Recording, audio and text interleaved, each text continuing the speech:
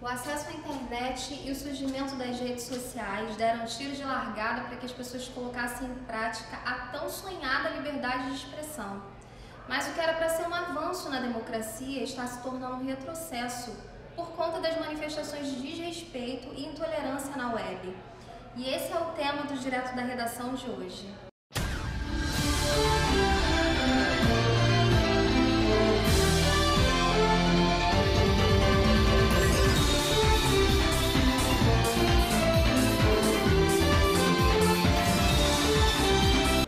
Sobre o nosso assunto, que é a intolerância na web, nós trouxemos aqui o Jonathan, estudante de publicidade aqui da Universidade de Castelo Branco, que recentemente sofreu uma agressão física e, além da agressão física, ele sofreu duras críticas na internet. Jonathan, explica pra gente como que isso aconteceu, como que foi o início da história, da agressão também, só pra gente entender, e o que aconteceu na internet. Então, eu sou gay, né, primeiramente, eu estava sendo um boate gay aqui no Rio de Janeiro, em Campo Grande. E ao entrar na van, já tinha os garotos que estavam o tempo todo... Já entrei na van ouvindo piada dos garotos. E eu fiquei quieto na minha, os garotos estavam todos me ofendendo. E aí o próprio motorista pediu poder parar, disse que o filho dele não gostaria, chamar a polícia e tal. E eles continuaram. Na hora de ir embora, o garoto estava na minha frente, me puxou pela camisa, me levantando do banco, e aqui tentando me enforcar pra fazer uma piadinha comigo e sair. E quando isso eu já achei abuso, tipo, dele tentar me enforcar. Você estava saindo, só pra gente entender, você saiu da boate, Sim. Da boate gay, e aí você entrou dentro da van e dois caras te abordaram, isso? Tinha um grupo de uns 6 garotos que estavam na van. Era um grupo de garotos que estavam ofendendo eu e o outro amigo. E na hora que eles estavam descendo da van, ele me puxou pela camisa pra fazer tipo uma última piada. Mas quando eu tava me xingando, eu tava ignorando, porque isso infelizmente a gente lê todo dia. Né? Mas, a partir do que ele tentou me enforcar, eu já achei abuso e falei, dá pra você me respeitar? Isso que eu falei isso, o amigo dele me chutou pra fora da van, começaram a me bater, assim. E foi. E aí eu tava sangrando, fui pro hospital, fiz BO e tal. E aí quando eu tava no hospital, acabei indo no hospital, tinha tirado uma foto do meu rosto sangrando. Quando fosse pra delegacia, eu não sabia como estaria pra chegar lá, pra ter alguma prova, alguma coisa. E aí a irmã desse meu amigo postou na internet, revoltada, e todos os amigos começaram a compartilhar, e eu não estava nem sabendo o que estava acontecendo até então na internet. E aí, quando eu acessei o Facebook, tinha milhões de mensagens, estava em tudo já que era site, tudo onde tinha compartilhado, estava no portal, um monte de coisa. E tava minha foto lá sangrando pra internet toda. E aí, muita gente estava me apoiando, mas também tinha muita gente me criticando sem saber o que tinha acontecido. E assim, minha mãe, por exemplo, minha mãe estava no hospital e ela soube do que aconteceu comigo pela internet. Sim. Né? Porque chegou rápido, assim. Foi rápido, né? Rapidinho. A internet hoje em dia é assim, né? Sim, é tudo muito rápido. Tu nem liga pra casa e o pessoal... Sim, tanto que meu pai, no hospital, meu pai falou, posta nada na internet, eu não quero que a filme fique sabendo agora. Eu não tive nem como mediar isso, porque já estava na internet eu no hospital. E aí, tinha muitos comentários, a gente falou assim, ninguém apanha de graça, esses gays ficam mexendo mesmo com os outros, deve ter dado mole, eles já têm que morrer mesmo. E muito comentário, assim, tipo, me diminuindo e colocando estereótipos nos gays e coisas assim, que não são verdade, sabe? Eu entrei quieto na van, eu apanhei quieto e sem motivo algum. Você não tinha falado nada? Nada. E ainda assim, muita gente tentando me culpar ou justificar o que os garotos tinham feito, ou tentando defender os garotos. E assim, eu, por ser gay a minha vida toda, eu tô meio acostumado com essa situação. Então assim, eu não fiquei tão surpreso. Mas a minha mãe, que tipo assim, ela teve um primeiro contato que, né, ela ficou super abalada, chorou. Meu pai também ficou sem saber como reagir. Então assim, foi uma situação chata dentro da família, porque veio gente que não me conhece querer falar coisas que não sabia o que tinha acontecido e críticas, sabe? Tipo assim, esses gays ficam dando mole mesmo pros caras, mas apanhar. E eu paro e penso, poxa, todo dia eu vejo relatos de homens que salvam mulheres dentro de ônibus, homens que agarram garotas à força na balada, homens que passam pela rua e chamam outras de gostosa dentro de ônibus, e eu não vejo esses homens apanhando. Então, mesmo se fosse o caso de eu ter falado alguma coisa pros garotos, isso não é motivo de ser agredido. E também nem foi o caso, porque assédio, né, é errado também. Então, assim, foi um ódio gratuito, assim, tanto na internet, né, esses dias, depois, quando estava saindo da faculdade um dia, passou um grupo de garotos que me reconheceram na rua, ele apertou o pênis e ficou falando, sua sorte é que não tá duro. Aí começou a apertar a mão e começaram a rir, tipo, meio que me ameaçar. Então, assim, você vê que mesmo que você tente denunciar e ir na delegacia e registrar queixa e correr atrás de justiça, aí assim, você sofre tantas retaliações de outras formas como na hora que eu pedi socorro pra polícia, debocharam de mim, os policiais estavam próximos. Mas na internet em si, pelas pessoas acharem que a internet é um lugar sem lei e que você vai mandar um comentário e não vai descobrir, não vai dar em nada. Muita gente usa da internet para poder fazer bullying com os outros ou fazer grupos para odiar outras pessoas e ficar mandando várias mensagens, como tem ataques racistas. Então, assim, é meio que uma sensação de, caramba, você tá no seu perfil pessoal, ainda assim você tem que receber ataques, sabe? Mulher recebeu ameaças no Facebook dela. Sua mãe recebeu ameaças? Sim, de gente falando assim, amigos do próprio garoto, né? Ameaçando minha mãe e tal. Então, assim, é uma situação chata, porque você tenta pedir por justiça, assim, você é atacado de tantas formas e você abre o seu celular, sei lá, um monte de mensagens de gente te odiando, falando coisas que não são verdade, que você devia apanhar mais, que tem que morrer mesmo, sabe? É chato você. Como que você lida com isso, com essas críticas com relação a você, quando você vê na internet? Você tenta filtrar aquilo ou de alguma forma isso interfere na sua vida? Pessoal. Pela internet hoje em dia tem tanta militância, né? Tanto LGBT quanto militância do próprio feminismo, militância contra os racistas e tal. Eu vejo que tem muita força, muita gente hoje em dia está se unindo, passando informações. E aí com isso, tipo assim, eu vejo tantos relatos, tanta gente que passa por tanta coisa que eu não fiquei surpreso com esses ataques. Acho que minha mãe e meu pai ficaram mais, porque eles por não serem gays, assim, por eles serem héteros, não estão acostumados com a nossa realidade. Eu nunca tinha acontecido isso comigo até então, nesse nível, mas já vi outros relatos, então eu fiquei desapontado, mas não surpreso, né? Porque eu sabia que isso, infelizmente, é uma reação comum, assim, que infelizmente acontece. Mas realmente muito chato, e aí tem parentes meus que estão vendo aquilo, né? Então, você não né? Gente falando coisas, tipo, obscenas de mim, sem nem saber o que aconteceu, então é chato estar nessa situação. Para falarmos sobre o tema de hoje, trouxemos aqui, eu vou apresentar para vocês os nossos convidados, né?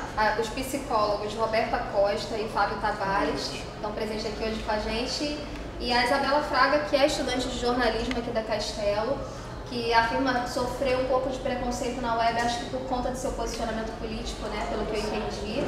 E a Neilise, que há alguns anos vem sofrendo um tal de cyberbullying, e ela vai explicar pra gente o porquê, né, desses acontecimentos, o porquê que isso ocorre com ela. A Neilise Vaz, que também é estudante de jornalismo e há alguns anos vem sofrendo um tal de cyberbullying, ela vai explicar pra gente o porquê, né, desses acontecimentos.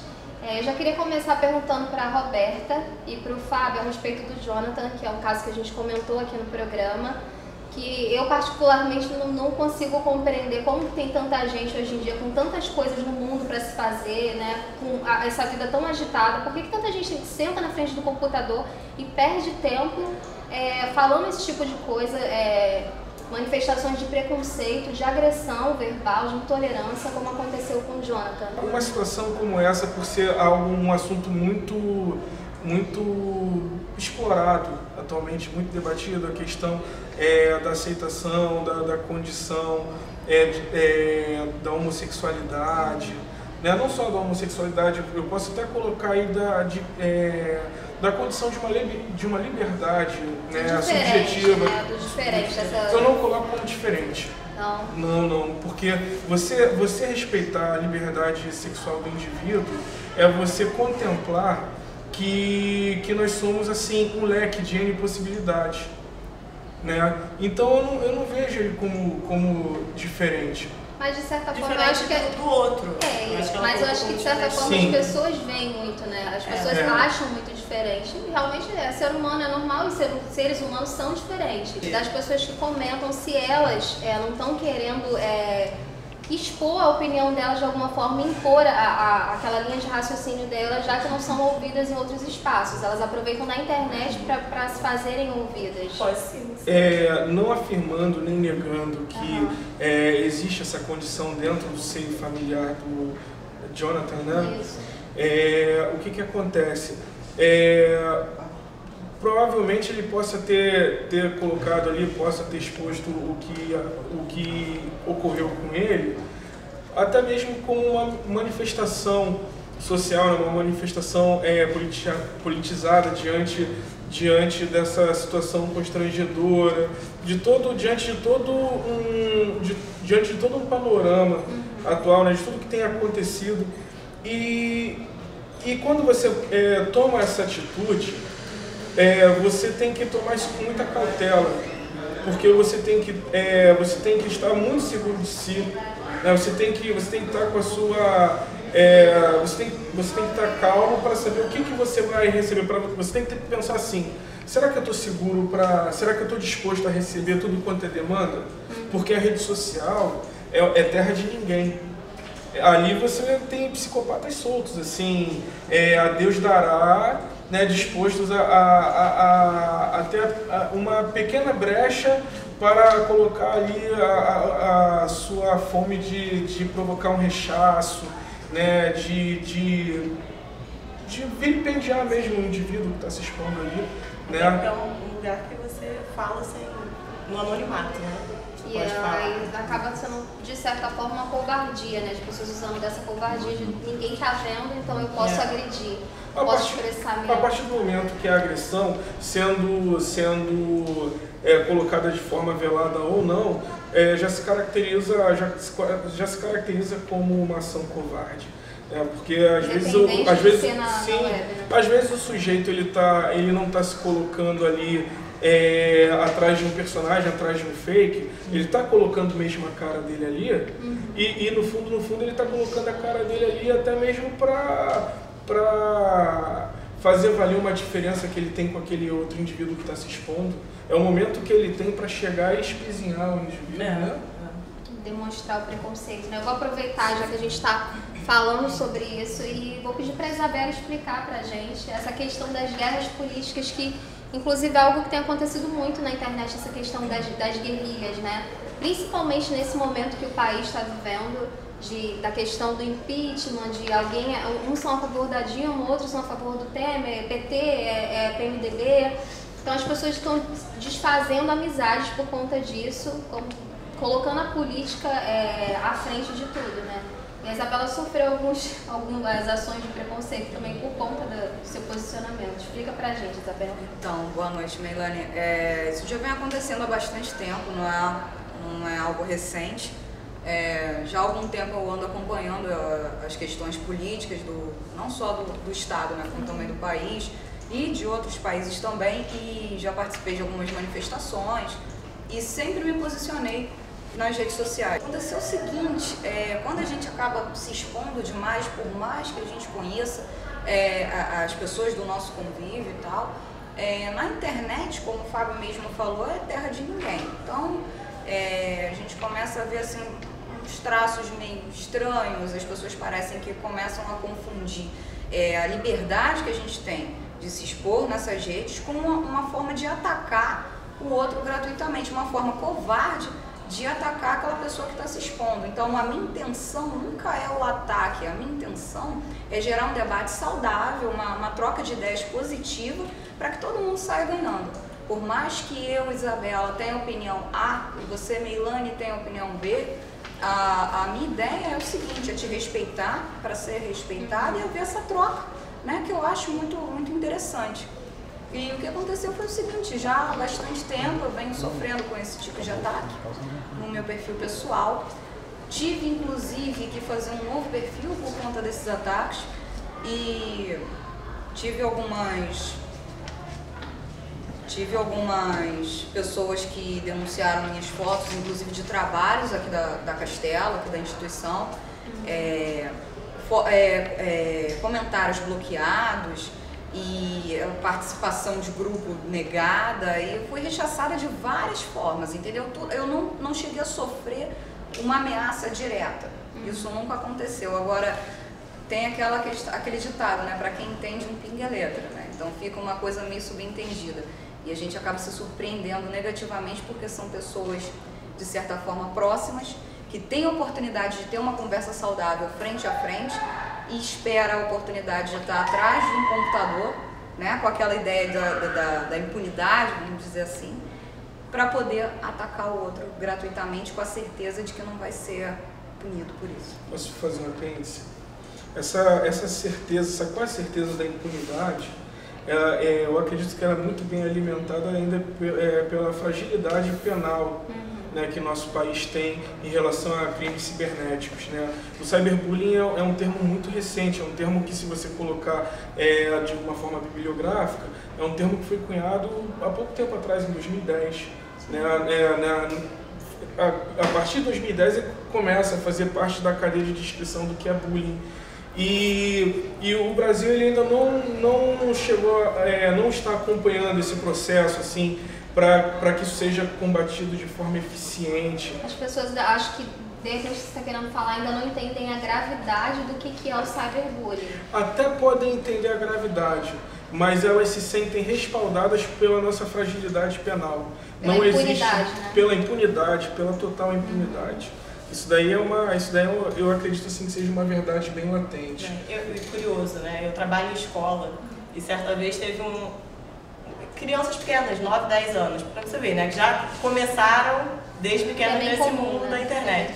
E aí houve uma discussão com a coordenadora, foi na sala perguntar porque um amiguinho xingou o outro no Instagram. Aí ele, não, mas não era no mundo real, eu não xingo ele aqui. Aí eu fiquei, nossa, mas pra ver, né, como fica no mundo virtual pode. É uma cultura equivocada, você não tem que tolerar o indivíduo, a diferença do indivíduo, você tem que aceitar. Eu acredito muito que a partir do momento que houver uma virada cultural para que pare de se usar o termo tolerância e comece a usar o termo aceitação, a coisa de repente pode ter um reflexo positivo. Tolerar é meio que eu tolero por obrigação, mas eu não entendo, não consigo compreender, mais ou menos isso, né? Que a gente vive principalmente no mundo, mas principalmente aqui no Brasil. Tolerar é engolir engasgando, né? Engasgando. Então, a gente vai para o intervalo rápido e daqui a pouquinho a gente volta com o Direto da Redação.